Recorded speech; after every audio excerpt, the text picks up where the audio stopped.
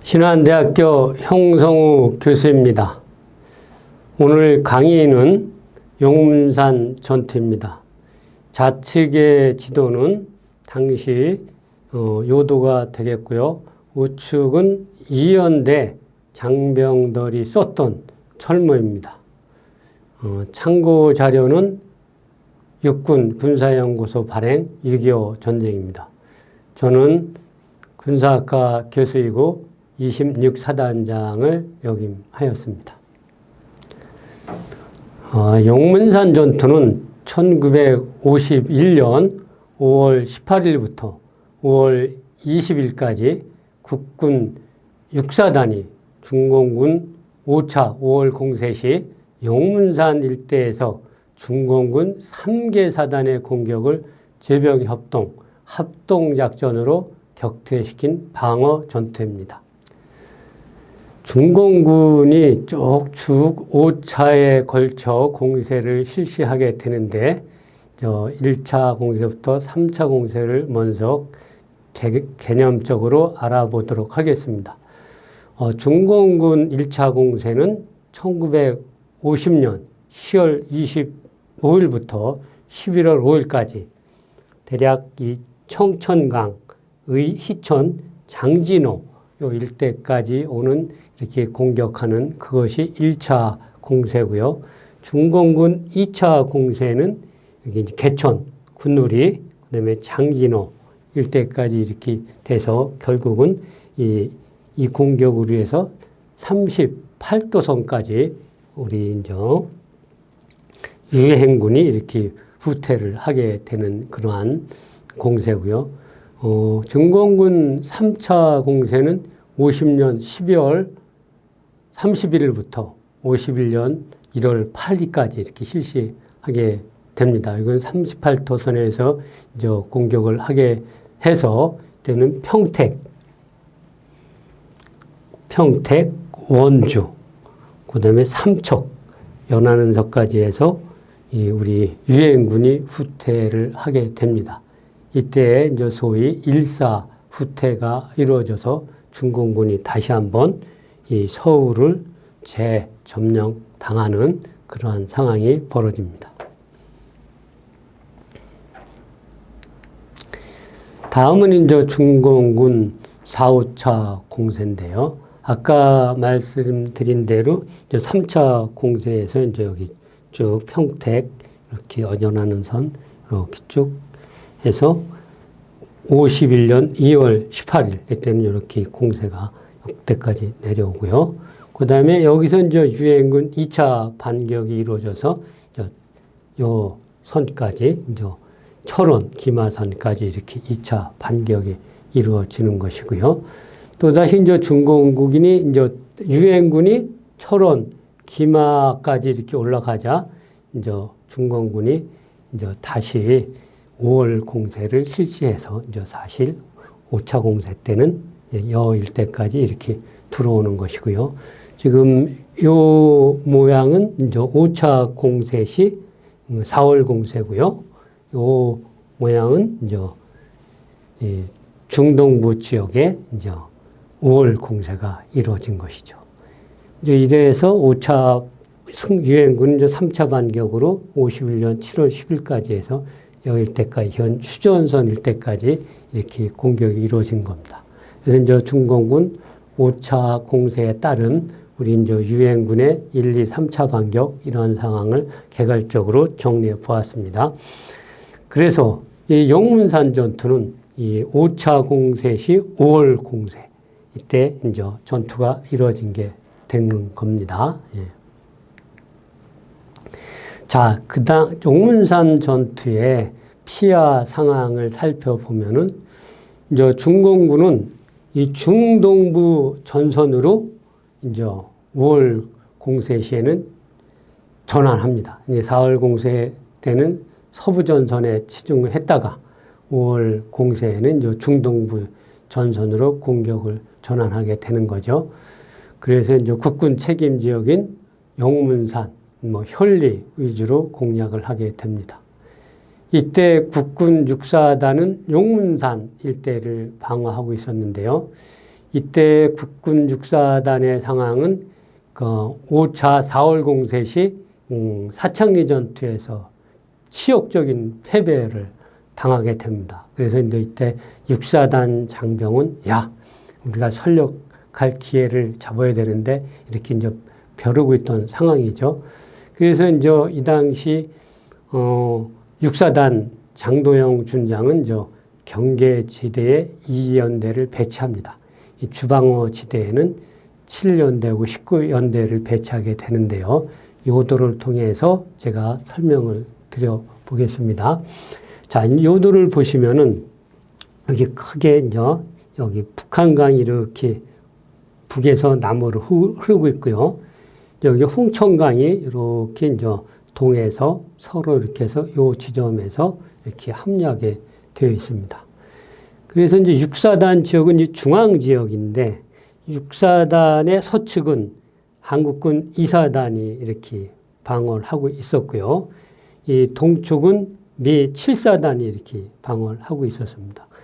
그래서 이제 사실 상급 부대에서는 여기 점선으로 되어 있죠. 이렇게 정찰선인데 이 일대까지는 GOP라고 해서 이제 이렇게 전초 개념으로 나가 있고 나머지는 주저항선은 지금 여기 노 네임 라인이라 해가지고 차 지점일 때 이렇게 이제 각 주병력을 주저항선을 이렇게 설정을 하고 있었습니다. 그런데 육사단은 이 2연대를 이 경계지대에 이제 배치를 하게 되는 거고요. 그리고 주방어지대는 여기 19연대가 오고 7연대가 이렇게 배치를 하고 있었던 것이죠. 이런 상황에서 이제 중공군은 이제 51년 5월 초에 그러니까 63군 이하의 188사단, 189사단, 187사단이 이제 공격 준비를 이제 하고 있었던 것이죠. 네. 이때 이제 국군 6사단 2연대의 이제 결사 의지를 한번 살펴보면요. 6사단장은 장도영 준장이었는데 이제 2연대 장병들에게 이제 분실해서 전투 의지를 고양을 합니다. 그 내용을 살펴보면은 지금까지 우리 부대는 전투에서 한 번도 패한 일이 없는데 사창리 전투에서 망쳐 놓았다. 아까 말씀드린 대로 5차 4월 공사 시에 이제 크게 치욕적인 패배를 했다는 내용을 언급하고 있는 겁니다. 이 오명을 씻기 위해 우리는 죽음을 각오하고 싸워야 한다. 한 발짝도 물러서지 말고 전초진지를 사수하라. 진지를 끝까지 지키고 있는 한 사단장은 모든 것을 최대한 지원하겠다. 이렇게 이제 이연대 장병들에게 전투의지를 고양을 시킵니다. 자, 이제 아래 사진을 이렇게 살펴보시면은 이연대 장병들이 이제 군장 검사를 하고 출정식을 하는 이러한 장면이네요. 우측은 이제 이연대 장병들이 썼던 철모인데요. 이제 이때 각 철모에다가 결사라는 글자를 새기고 이제 경계지대로 출발하게 됩니다. 자, 당시 그 이연대 1대대 2등 중사 이영식의 이제 정원입니다. 이제 그 당시 우리 대대는 사창리 전투에서 패배하고 시리에 빠져 있었다. 어느 날 연대장님으로부터 홍천간 남한의 미사리 일대에서 중공군의 공격을 저지하라는 임무를 받았다. 대대 전장병들은 손톱과 머리카락을 잘라 유서와 함께 고향에 보내고 철모에 결사라고 새겼다. 이제 죽음을 각오한 것이다. 그러니까 이제 죽음을 각오하고 이렇게 준비를 했다는 것이죠. 네. 자, 당시 이제 작전 환경을 살펴볼까요? 자, 용문산은 이게 차지점이 용문산이고요. 이게 북한강, 남한강 이렇게 위치하고 있지 않습니까? 이게 청평, 춘천이고요. 자, 이것은 이제 방어지대가 이렇게 삼면이 이렇게 이제 이 강으로 둘러싸여 있었다는 것이죠. 그 다음에 그 당시 이제 강들은 이 깊은 수심으로 일부 지역을 제외하고는 이 도섭, 그러니까 이제 순수한 몸으로 이렇게 강을 건너는 것이 제한되었다는 것이고요. 또한 뭐 여기서 보시면 복미산, 나산, 427고지, 장락산맥 이러한 울창한 이 산림지대는 중공군 산악기동에 유리했습니다. 또한 이 도루망도 보시면 여기 청평, 춘천에 이르는 이 도로하고 그다음에 양수리, 양평으로 하는 이런 6번 도로가 발달이 돼 있었고요. 당시 기상은 잦은 아침 안개로 해서 방자에 분리했습니다. 자, 다음은 이제 전투 경과인데요. 이제 적정 파악을 위한 사단장의 의지인데요. 이제 우리가 손자병배도 보면은 뭐 지피지기 백전불태라는 말이 있는데요. 이제 적을 알아야 되는 거죠. 지피, 예, 상대방을 알아야 되는 건데 이러한 것은 이제 사단장이 이런데 엄청 노력을 했다는 것이죠. 이연대는 이제 1951년 5월 7일 사실 전투 준비를 완료합니다. 그래서 보시는 바와 같이 맨 선단에 559고지에 1대대가 배치되고 또 우럽산에 이제 2대대가 배치되고 이 3대대는 353고지에 이렇게 배치가 됩니다. 이 대대들은 이제 그 자기 대대 전방에 지뢰 및 철조망을 설치하고 또 그 대대 앞에서도 이렇게 이제 적정을 살피기 위해서 아마 이렇게 소대단이 혹은 분대단이 추진진지를 운영하게 됩니다. 또한 이제 육사단장은 이제 수색중대를 통해서 이제 5월 15일경에 중공군이 남하한다는 사항을 확인하고요. 또 5월 16일에는 중공군 포로 일명을 획득을 해서 이 중공군이 2, 3일 후에 전면 공격을 할 것이다 라는 이제 정보를 얻게 되는 겁니다. 네. 그래서 이제 정보를 어느 정도 이제 얻은 상태에서 전투 준비를 하고 있었다는 것이죠. 네. 자, 다음은 이제 일대대 지역의 이제 공격 상황인데요. 이제 말씀드린 대로 일대대 지역은 여기 559고지 왕터산 일대에 있었고요. 육사단장은 경계부대 이연대한테 이제 아까 말씀드린 대로 그 훈시에서 진지 고수를 지시했고요. 그 대신 이제 사단장이 갖고 있는 모든 화력, 상급부대 화력, 그 다음에 이 공군의 공중 폭격 지원까지 이렇게 약속을 했던 것이죠. 이제 일대대 지역에 이제 중공군이 이제 5월 18일 10시에, 그러니까 주간이죠. 10시에 이제 홍천강을 도하해서 이제 공격을 합니다. 공격을 할 때, 이연대 1대대는 이제 60mm하고 81mm 박격포를 가지고 사격을 해서 공격을 이제 저지를 하는 것이죠. 그럼에도 불구하고 중공군이 이제 인해 전술로 계속 도강을 해서 559고지를 공격합니다. 그래서 이연대 일대대는 이제 상급부대 하력을 요청을 해서 포병하고 이제 공중 하력이죠. 요청을 해서 특히 미 공군의 24회 출격으로서 이제 중공군을 1차적으로 격퇴를 하게 됩니다. 예. 일대대 지역은 이렇게 전투가 진행되고요. 다음은 이제 2대대 지역 상황인데요. 2대대는 이제 말씀드린 대로 우럽산 일대에 이렇게 2대대가 배치를 하고 있었던 거죠. 여기도 마찬가지 홍천강을 이제 방어 전방에 이렇게 두고 있었던 것이죠. 뭐 지금은 이제 물이 지금 이렇게 많지만 그때는 댐 이런 문제 때문에 물이 많이 안 왔었죠. 여기도 마찬가지 5월 18일 동일한 시간대에 중공군이 홍천강을 도하고 공격을 합니다.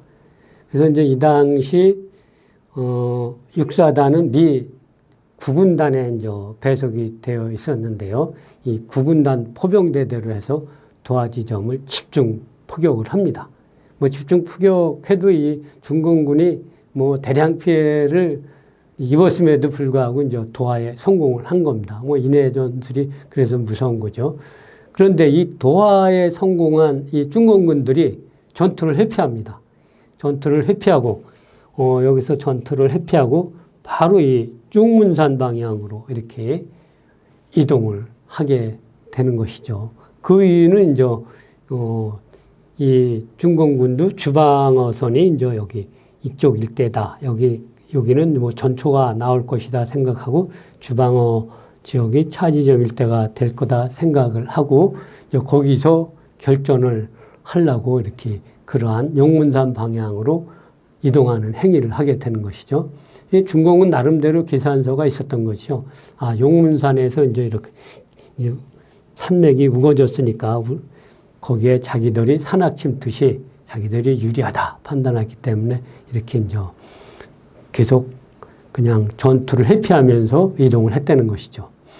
또 이때 이제 주간 상황이었지 않습니까? 주간 상황임에도 불구하고 이제 중공군이 또 산속으로 이렇게 숨어든 이유는 이제 아군의 항공 포격에 의해서 뭐 이렇게 노출되면 곧 이렇게 포탄이 쏟아지니까 산속으로 밖에 할 수가 없었어요.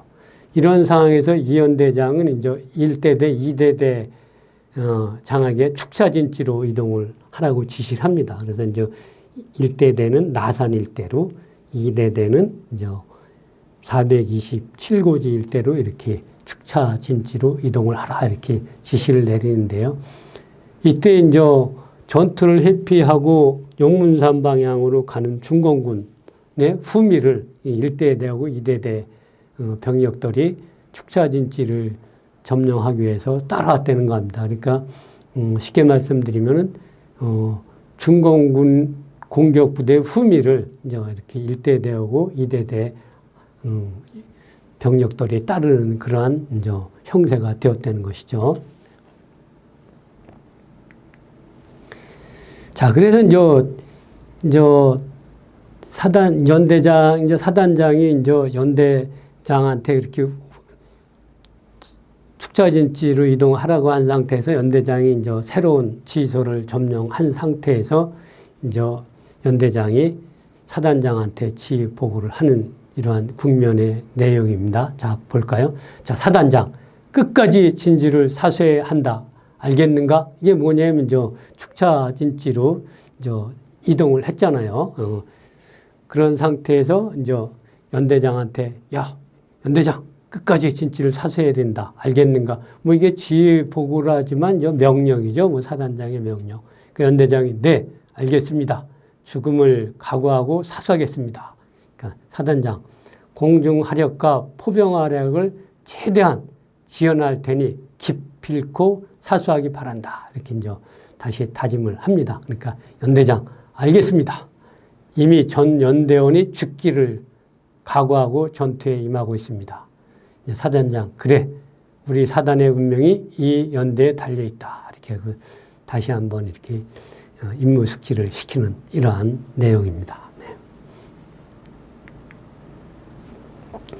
자, 이번에는 이제 승패를 결정지은 353고지 이제 혈투인데요, 혈투. 자, 이것은 아까 말씀드려도 353고지에는 3대대가 배치되어 있었죠. 그래서 3대대는 뭐 행정병, 노무자까지 모두 진지에 배치를 합니다. 그래서 이제 그 시간이 5월 19일 17시에 이제 총력전으로 준비를 하는 것입니다. 이러한 상태에서 이제 중공군이 이제 353고지에 공격을 개시합니다. 그것이 5월 19일 20시 30분인데요. 이제 야간 공격이죠. 네. 야간 공격으로 이렇게 실시를 하는 건데요. 네. 자, 그래서 상급부대 포병으로 해서 적군 노상에 집중 포괄합니다. 이 359지에 배치된 3대대 요원들은요. 이때 이제 살상지대라는 것을 사전 계획을 하는데요. 여기서 살상지대라 하면 이제 방어를 하면서 적이 이렇게 올 수밖에 없는 그러한 지역에 거기에 아주 포병 화력을 집중할 수 있도록 미리 거기에 이제 좌표를 모두 이렇게 정리를 해놨다는 거죠. 좌표를 미리 다 이렇게 정해서 오기만 하면은 사격 지원을 따서 바로 사격 명령만 떨어지면 요청만 오면은 바로 사격이 가능한 상태로 이렇게 됐다는 거죠. 그래서 살상지대를 계획해서 거기에 이제 집중 포화를 했다는 것이죠. 예. 상급 부대 포병으로요. 네.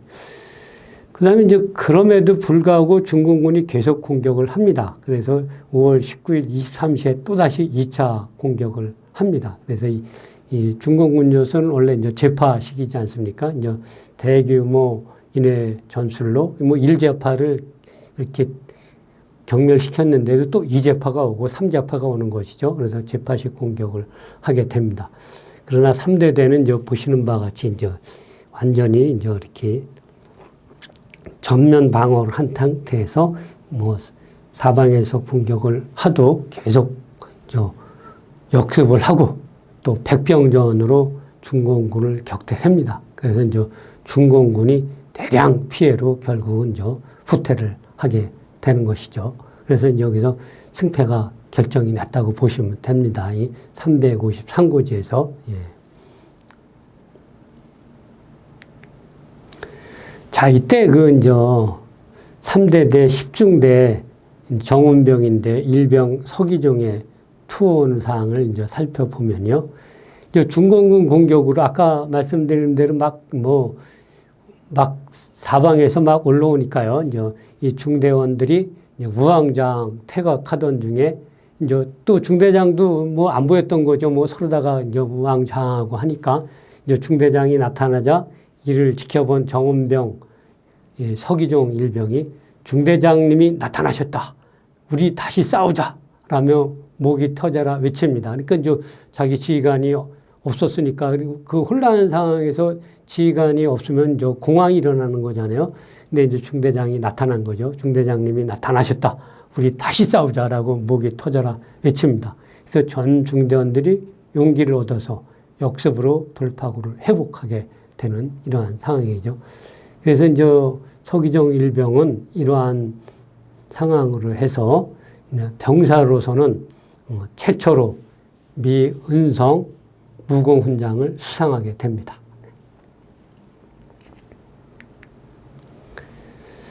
자, 이제 이것도 10중대 같은 중대 2소대 이제 정병창 일병의 증언인데요.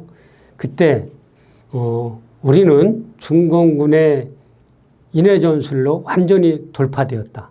이제 소대원들이 우왕좌왕하고 있을 때 중대장님이 나타나셨다. 그와 동시에 정운병 서기종 일병이 중대장님이 나타나셨다. 다시 싸우자. 우리가 물러서면 전부 죽는다. 라며 목이 터져라 외쳤다. 그러자 우리는 초인적인 힘이 솟아오르며 결국 돌파구를 회복했다. 자, 여기서도 이 지휘관의 중요성이 나오는 거죠. 그래서 지휘관이 솔선수범하고 나를 따르라 뭐 이런 정신이 중요하다는 거죠. 여기도 중대장도 이제 뭐 중공군이 인해 전술로 오니까 중대장이 잠시 안 보였다가 이제 보인 상황에서 이러한 상황이 전개됐다는 것이죠. 자, 중공군에도 공군이 있었는가? 예, 중공군에도 공군이 있었습니다. 이 모택동은 6.25 전쟁 참전 조건으로 스탈린에게 공군 지원을 요청을 합니다. 그래서 소련은 미국이 15전투기, 미그 15전투기를 이제 주어서 항공사단을 편성을 하는 것입니다. 이게 50년 11월에 편성을 하는데요. 이제 뭐 10개 공군 사단하고 2개 폭격 사단을 창설합니다. 그래서 이 6.25 전에 한 2만 6천여 회의 출격을 하게 되는 것이죠. 그러나 이제 미군 및 유행기의 이제 성능에 밀려서 대부분의 전투가 격추되었습니다. 사진을 보시면 이제 하단 사진의 좌측은 소련에서 지원받은 미그 15기고요. 예. 여기는 이제 출격 대기 중인 뭐 이렇게 중공군 전투기가 되겠습니다. 자, 이제 경계지대 마지막 427고지 전투인데요. 아까 말씀드린 대로 이제 2대대는 우럽산에서 이제 여기 427고지 일대로 이렇게 축차 진출을 점령한 것입니다. 그래서 그것이 5월 19일 20이고요. 이게 이제 아까 말씀드린 대로 우럽산에서 이렇게 이동한 것이고요. 5월 19일 24시 이것도 야간입니다. 이제 재파식으로 중공군이 공격을 합니다. 여기 어느 때나 이대대는 또 상급대 하력을 요청합니다. 그래서 이제 이때는 이제 사단, 군단 포병이 이제 하력을 집중하게 되는 것이죠. 그래서 이제 중공군을 퇴각을 시킵니다. 이에 따라서 이제 중공군은 예비인 189사단도 이제 공격을 개시합니다. 그것이 이제 5월 20일 다음 날 이제 03시인데요. 그럼에도 불구하고 아군은 이제 압도적인 포병 화력 지원을 해서 중공군을 대량 피해를 입힙니다. 중공군에게. 그래서 중공군이 퇴각을 하게 돼서 결국은 여기서 이제 마지막 전투로서 종결이 되는 겁니다. 뭐 예비까지 투입이 예비 사단까지 투입을 했는데 뭐 이 고지를 427고지를 확보하지 못했으니까요. 네. 자, 그래서 이제 이 중공군이 예비 사단을 투입했음에도 불구하고 이제 실패로 끝나자 이제 반격 작전을 하게 되는데요. 이 당시 중공군의 상황을 보면은 이제 5월 이제 공세 한가점에 도달한 것이죠.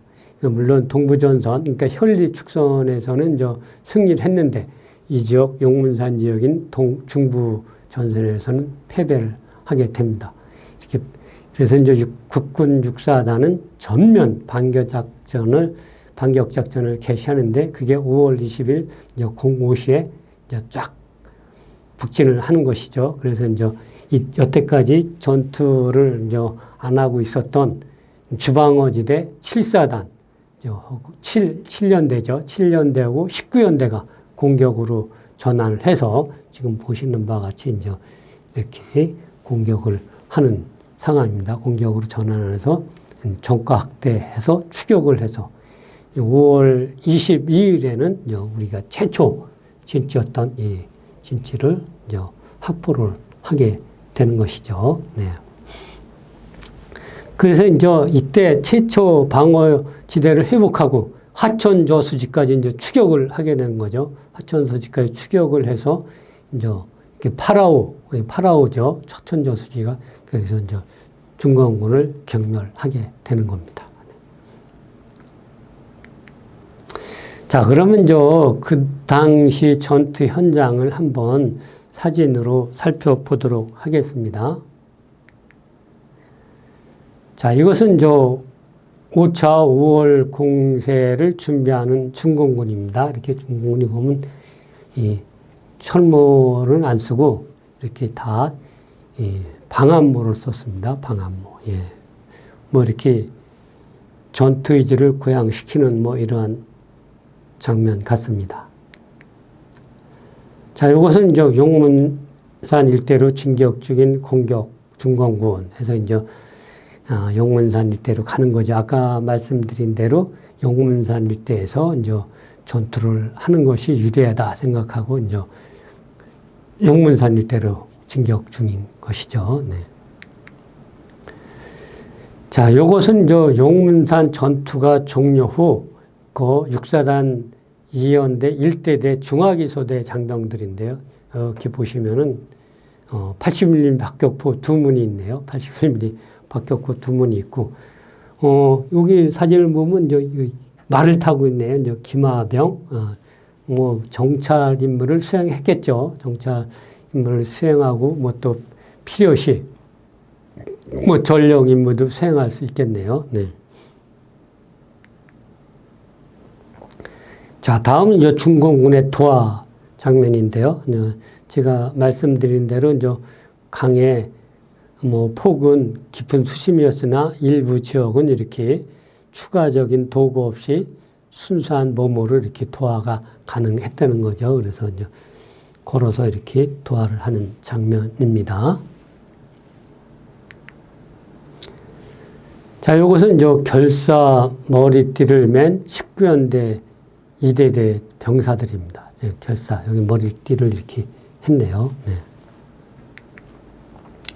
자, 이건 사격 중인 81mm 박격포. 이렇게.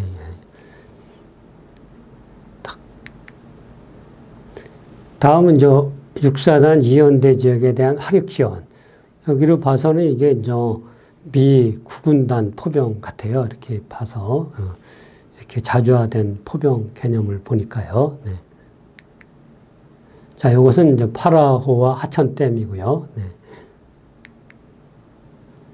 여기서 이제 포로로 잡힌 중공군이네요. 우리 이제 철모를 쓰고 있는데, 중공군은 이렇게 뭐, 솜으로 누운 바지에다가 이렇게,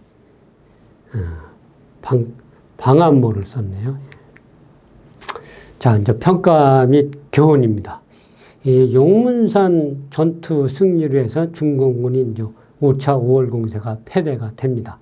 이때 이제 뭐 말씀드린 대로 상급부대 공중화력, 포병화력 집중으로 이제 전승을 결정적으로 결정했다는 거죠. 그래서 전승의 결정적인 요인이 이 공중화력과 포병화력이었다. 이런 거고요.